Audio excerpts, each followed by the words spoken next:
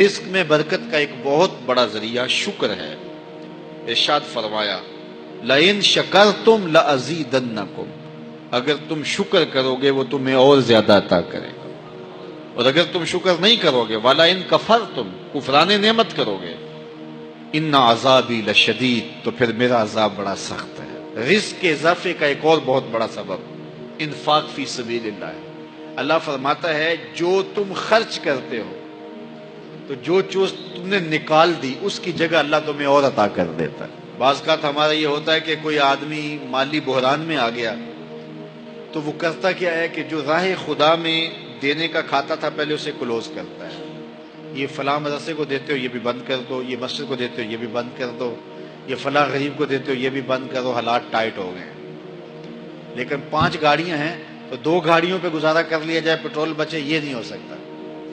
گھر کے لچھن وہی ہیں لیکن بند کہاں سے کیا؟ جہاں سے رزق آنا تھا۔ ہمیں تو یہ حکم دیا ہے جب رزق تنگ ہونے لگے صدقہ دے کے رب سے کاروبار کر لو، صدقے سے تمہارے رزق میں اضافہ ہوگا۔ یہ رب کا وعدہ ہے اور اللہ کے وعدے جھوٹے نہیں ہو سکتے۔ رزق کی برکت کا ایک اور بہت بڑا ذریعہ النکاح ہے۔ فرمایا اگر تم نکاح کرو گے، تم فقیر ہو وہ تمہیں غنی کر دے گا۔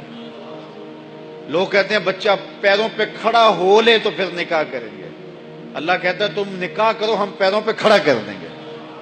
ہمارا فلسفہ اپنا ہے، اس کا حکم اپنا ہے۔ وہ کہتا ہے ابھی تو یہ اپنے لیے نہیں کماتا تو جو آئے گی اس کو کہاں سے کھلائے گا؟ میاں جس نے آنا ہے اس نے اپنا رزق لے کے آنا ہے۔ تو بچوں کی شادیاں کرو، اگر وہ جوان ہو گئے رزق نصیب ہوگا۔ اپنے اہل خانہ کو نماز کے حکم دینے سے رزق بڑھتا ہے، کیونکہ جو صبح کا وقت ہوتا ہے یہ رزق کے بٹنے کا وقت ہوتا ہے، اور جس گھر میں صبح کے وقت لوگ سوئے ہوئے ہوتے ہیں وہاں بے برکتیاں ہوتی ہیں۔ تو طلوع فجر سے لے کر کے طلوع آفتاب تک اپنی اولاد کو، بیوی کو، بچوں کو نہ سونے دیں۔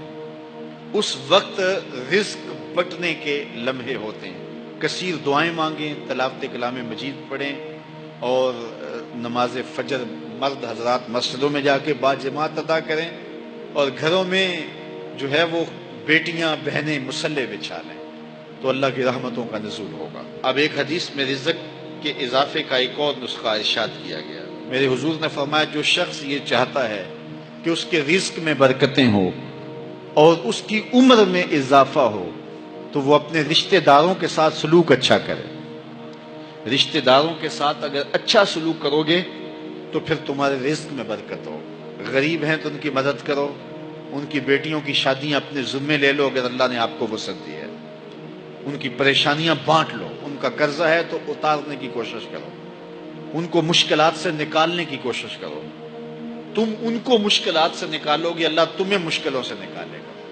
تمہارے رزق میں بھی برکتیں ہوگی اور تمہارے مال میں بھی برکتیں ہوں۔ فرمایا بہتر صدقہ وہ ہے جو ناراض غریب رشتہ دار کو دیا جائے۔ اگر وہ پھنس گیا ہے، مجبور ہے، ناراض ہے، تو اس کو اگر دیں گے تمہارا نفس اس میں شامل نہیں ہوگا، تو یہ افضل صدقہ ہے جو ہر صورت میں قبول ہی قبول ہے۔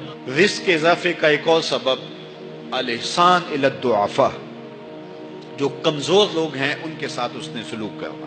الانفاق علی طلبۃ العلم، طالب علموں پہ خرچ کرنا، یہ بھی رزق میں اضافے کا سبب اور ذریعہ ہے۔ وہ حضرت بابا فرید نے کہا نا چھٹا رکن دین کا روٹی ہے۔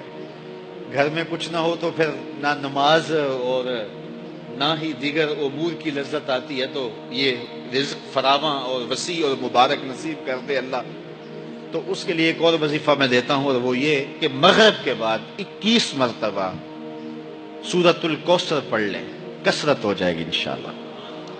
اول خدوشی پڑھ لیں، 5-7 منٹ لگتے ہوں گے، تو سورہ کوثر 21 مرتبہ روزانہ مغرب کی نماز کے بعد پڑھیں، اور اگر بہت زیادہ مسائل ہیں تو ہر نماز کے بعد پڑھ لیں، تو انشاءاللہ آپ دیکھیں گے کہ گھر میں برکتیں اترتی محسوس ہوں گی، انوار کا نزول ہوتے محسوس کریں گے۔